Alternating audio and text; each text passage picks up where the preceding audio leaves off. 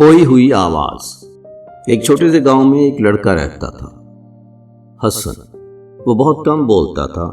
लोग कहते थे वो शर्मीला है, कुछ कहते थे वो खामोशी से डरता है, मगर सच कुछ और था। हसन के पास कहने को बहुत कुछ था, बस वो कभी कह नहीं पाया। एक दिन गांव में एक बुजुर्ग आए। उन्होंने सबको बुलाया और कहा, हर इंसान के अंदर एक आवाज होती है जो अगर दबा दी जाए तो इंसान अधूरा रह जाता है। हसन ने पहली बार सर उठाया, और अगर वो आवाज खो जाए? उसने आहिस्ता से पूछा। बुजुर्ग मुस्कुराए, आवाज कभी खोती नहीं, बस हम उसे सुनना छोड़ देते हैं। उस रात हसन दरिया के किनारे गया।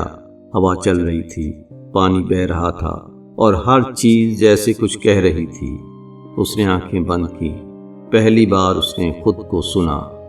तुम डरते क्यों हो? तुम्हारी बात भी अहम है। हसन की आंखों से आंसू बह निकले। अगले दिन गांव में एक छोटा सा इज्तिमा था। सब लोग बात कर रहे थे, हंस रहे थे। हसन खड़ा हुआ। सब हैरान हो गए।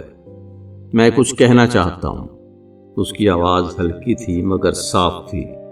मैं हमेशा सोचता था कि मेरी बात की कोई अहमियत नहीं, मगर आज मुझे समझ आया, खामोश रहकर भी हम खो जाते हैं। गांव में खामोशी छा गई, मगर यह खामोशी मुख्तलिफ थी। ये सुनने वाली खामोशी थी। उस दिन के बाद हसन ने ज़्यादा बोलना शुरू नहीं किया, मगर जब भी बोला दिल से बोला, और लोगों ने पहली बार महसूस किया कि आवाज़ ऊंची नहीं, सच्ची होनी चाहिए।